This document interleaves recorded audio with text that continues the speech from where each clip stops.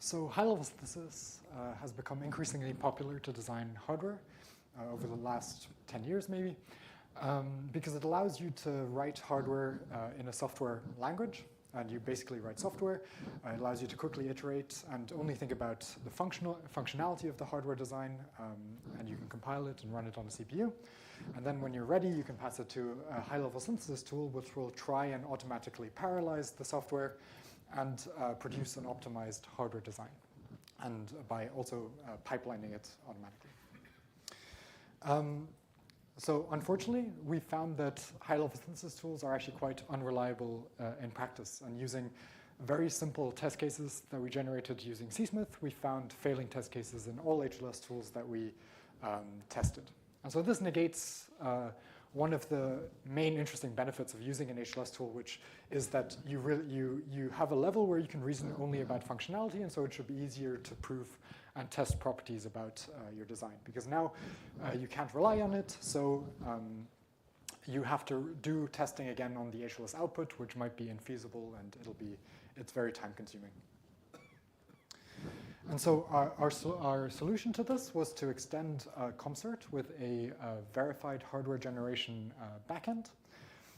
So CompCert is verified and written in Coq, and so we added a hardware generation backend, which was also verified in Coq.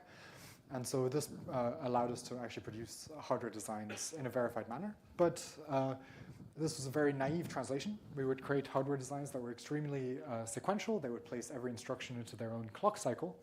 And so not only was this really inefficient, but it also meant that we couldn't actually explore any interesting HLS optimizations because we were so restricted by this really basic translation. So one of the core optimizations that is needed for any HLS tool is a scheduling step where you can freely kind of move instructions around, and which knows where to place instructions so that you can fill each clock cycle as much as possible to really get the most performance out of your hardware design.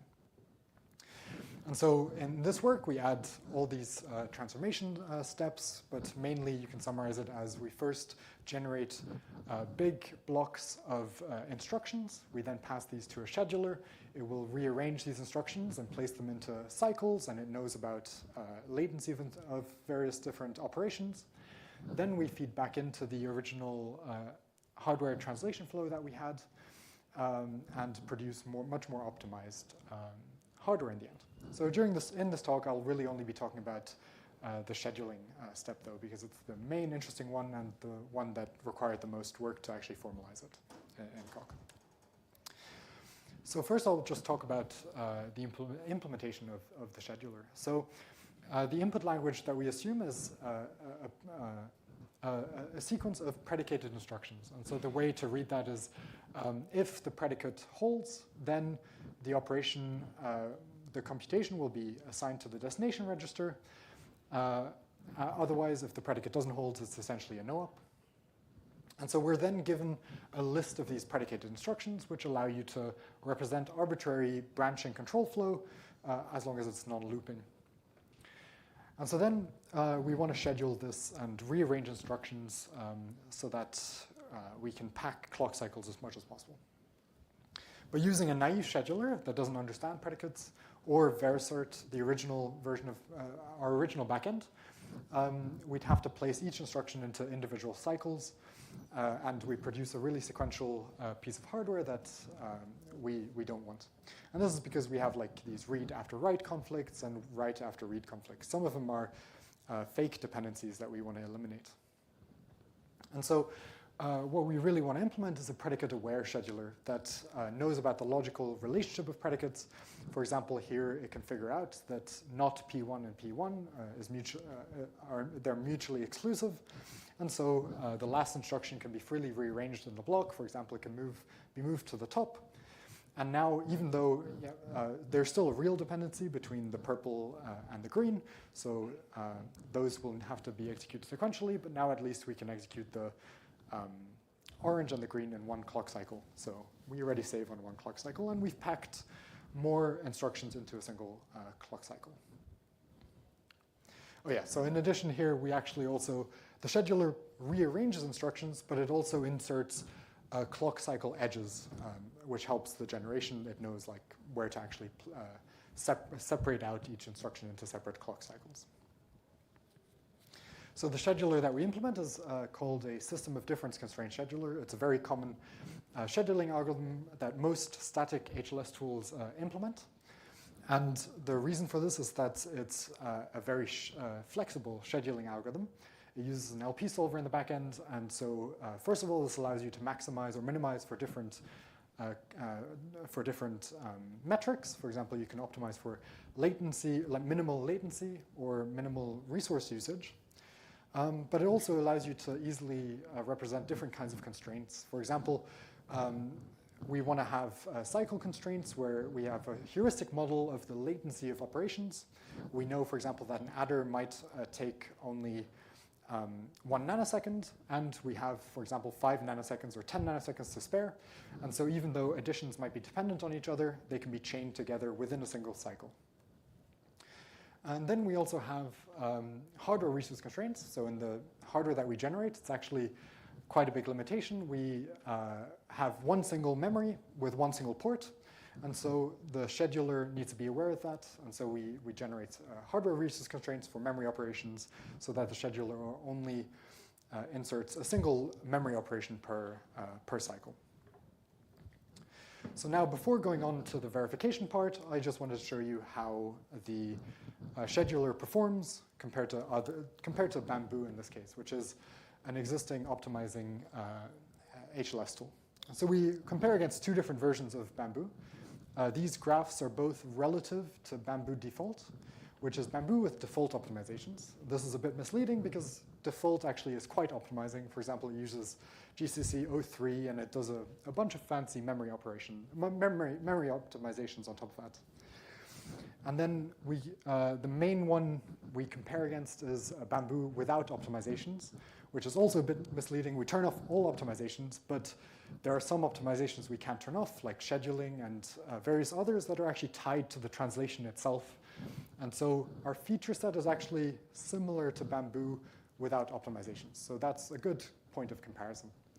So if we check out the execution time, which is the total number of cycles it took to execute one of these PolyBench benchmarks, and we multiply that by the period of a clock cycle, then we get the total execution time, or like an estimation of the optimal execution time. And so in this case, we see that we're about 1.6 times slower than Bamboo without optimizations. And we can dig a bit deeper. So actually, I'm not showing it here, but we can look at cycle counts. And we're actually equal with Bamboo without optimizations in terms of cycle count, which is nice. So the main part where we lose out is on maximum frequency of our designs, where we need to tweak a bit of our heuristics to be able to fill each clock cycle a bit more optimally. In terms of area, it's a bit more difficult to actually compare because small tweaks in how you, or depending on which synthesis tool you use in the back end, and small tweaks in the actual hardware will change these results quite a bit. We have a few benchmarks where we perform quite badly, and so we need to look at those and try and tweak the hardware a bit to resolve that. But in general, we're close to Bamboo and both versions of Bamboo in terms of area as well, with a few exceptions. So now I'll talk about how we actually verify our scheduler. So we perform translation validation, meaning we don't actually verify the scheduler correct itself. As I mentioned, it uses an LP solver and a SAT solver to do the manipulation of predicates and the scheduling itself. And so we don't really want to verify those correct. Instead, we symbolically execute the input and the output into some kind of mathematical representation of the outputs of both of these blocks, and they should be similar. Now, what does our symbolic state look like that we use to compare?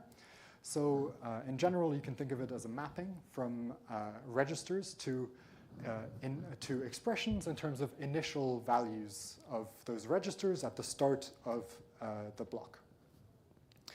And so we perform symbolic execution by just stepping over the input block and generating the corresponding expression for that operation. For example, here we have a conditional update to the P2 predicate, and so we update the P2 mapping to be an if statement expression where if P1 holds, then we update it, otherwise it's the original value of P2. So we can go further, and here we encounter P2 again, which we had updated previously, and so the most logical thing to do is to inline that into the condition. And we do the same for the last instruction. So now ideally we do this for the input and the output, and we'd be able to just compare the states somehow and figure out that they're equivalent, and then we know that the scheduler did the right thing. In practice, for the output code, for the scheduled code, we actually get this monstrous kind of symbolic state, and this is just because we rearranged the instructions a bit. And so the details aren't too important. They are equivalent if you do a bit of simplification. But the main thing to notice about this symbolic state is that it's quite ugly to reason about for two main reasons. So first of all, you have this nesting of expressions within these more CompCert-like, well, these CompCert operations. So you have equals, equals, and plus, which are part of CompCert, and then you have you need to be able to nest symbolic expressions within the left or right-hand side of those. And this is mainly problematic because to be able to reason about this, you'd probably need some kind of theory of uninterpreted functions and equalities, and use an SMT solver to compare both. The second problem is that we have conditions that are dependent on operations that might fail. So in this case, we have an equals equals that comes from CompCert, which means that it should be defined on pointers. And so if you have a pointer to an invalid memory location, the pointer equality to 0 will actually fail. So we might have three results: true, false, or failure. And so we basically have to live in a world with three-valued logic, which makes all these comparisons even more inefficient. So we solve these two issues in two main ways. So the first one is we flatten the representation of this nested expression structure. And instead we use something called a value summary, which we borrow from this test case generation paper from 2015. And they used it for a very similar reason of wanting to symbolically evaluate multiple, branching control flow and share values across as you execute the code. And so here we use this flattened representation, and we use a similar, the same coalescing union operator that they introduced to be able to share as we symbolically evaluate further across branching paths, we can share expressions across multiple different control flow paths if they happen to be the same. And because they're flattened, it also helps us with actually doing the final equivalence checking comparison without needing uninterpreted functions. Next, we want to kind of get rid of this three-valued logic business as much as possible because it's slow in practice. We need quite a complicated solver for that. And so as much as possible, we don't really want to deal with three-valued logic. And so if we look at this example, just two lines of code, we would get this symbolic expression as the output. And one thing to notice is that we're really repeating this condition a lot because we have to refer to it a lot. And what we realize is that we don't have to repeat it a lot. Instead, we can just introduce a new kind of literal, which says we're referring to the final value of P2 instead of the initial value of P2. And as long as we don't modify P2 anymore, this will be fine. And furthermore, what's interesting is that now these expressions associated with registers, which will normally be many more expressions than are associated with predicates, they will only refer to final values of predicates, and we know that the final value of a predicate always has to be defined. Otherwise, you somehow ran into undefined behavior in your input program. And so it means that now these predicates are purely Boolean, and we've kind of nicely contained the three-valued logic to the mappings from in the predicate expressions part. And so this allows us to do the symbolic execution on both parts, and then we can use a very simple verified stat solver that we verified in Coq to check that the conditions of both expressions match. And the expressions inside those, so R2 plus 2, those we just do syntactic equality checks. And then we know that both of these expressions are equivalent. If there's an expression that doesn't appear in one of the sides, then we know that the condition should be equivalent to false for them to be equivalent. So what I haven't mentioned here is how we do equivalence checking for those three-valued predicates. We can discuss that later if you're interested, but we actually have formalized, well, we use SMT Coq to actually do a bit of SMT and and validate the certificates of the SMT solver, just in the worst case where we actually have to do that equivalence checking. In most cases, the three-valued predicates that we get at the end are actually syntactically equal, and so we don't have to do this expensive SMT check. But none of these, so we don't increase the trusted computing base at all of the original Vericert backend. And so as a conclusion, we verified Hyperblock scheduling, specifically for high-level synthesis in Coq by extending, adding a scheduler in front of our original backend. And so we achieve a 2x speed up over original Vericert on PolyBench, which is nice, but not surprising. And we generate designs with cycle counts that are comparable with existing HLS tools. I shouldn't say optimizing, because we're actually comparing against the unoptimized version.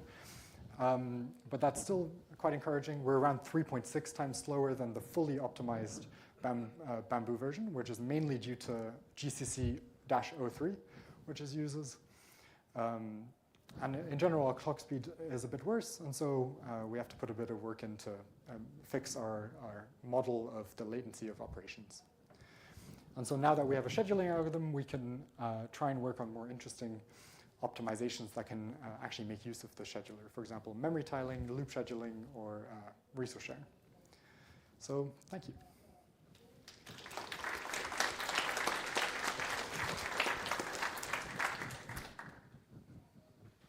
So my understanding of HLS tools and their central weapon to make them actually give better performance versus just using software instead of compiling to hardware is pipelining. Yeah. Is that what you were referring to by loop scheduling? Yes.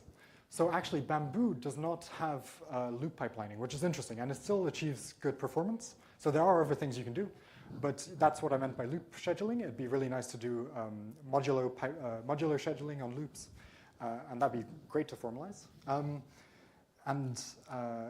One thing that we now can easily support, which we couldn't do before, is supporting pipelined operators, custom pipelined operators, like division, so you can have a 32-cycle pipeline division. Now with scheduling, we can easily insert a start and end time to support those constructs. And that will already help a lot with producing fake pipelined hardware where you have custom operators that do the actual pipelining. You'd expect to continue using translation validation if you had loop pipelining as well? I think it's a bit more tricky. So there was a paper by Tristan and Leroy from 2010 or 2009 that did loop scheduling, and they didn't actually fully manage to formalize it. And so I'm very interested in trying to tackle that. They did it by translation validation, but I think maybe there are ways to do it a bit more fine-grained. And yeah, because translation validation can be very expensive, especially for loop scheduling, I think. Thanks. Thanks. Waiting for the another question, I'd like to have a question. So I'm very curious about which optimization is going to contribute to the performance difference between Bamboo and your tool, because CompCert already does quite an extensive set of optimizations like constant propagations and common subexpression eliminations. So which all three optimization passes is going to make changes? Yeah.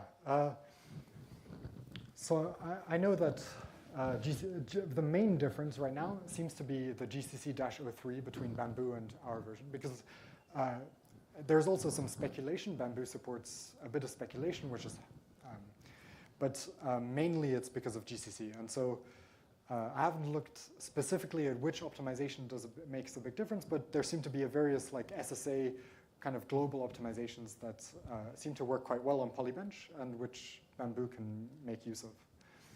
I think, so that's the main difference between us and Bamboo. I think as Adam mentioned, like Vivado HLS and other HLS tools make a lot of use of pipelining. And so I think if we want to support some common HLS use cases, implementing loop pipelining would be important as well. I actually have two more questions. If you have questions, don't be shy and come front to take the mic. So another question is that you presented the result on the performance in area. And what about power? Yeah. I think our assumption was that it's quite correlated with area. I think we haven't really looked at power usage yet. We've placed them on FPGAs and they run, but we haven't really looked at the final power that we actually get compared to Bamboo. Yeah. My last question is about this pipelining as a previous question. So are you planning to support dynamic scheduling of these things? Because your group is already working a lot of work on dynamic scheduling. Yes. So this is my PhD work. And so actually now I'm a postdoc and we're working in a different group. And we're interested in trying to formalize dynamic scheduling. So we're working with Paolo and also there's a group in Rennes with Sandrine Blasi and Delphine Demange. And they also are very interested in formalizing dynamic scheduling. Okay, let's thank the speaker. Yeah.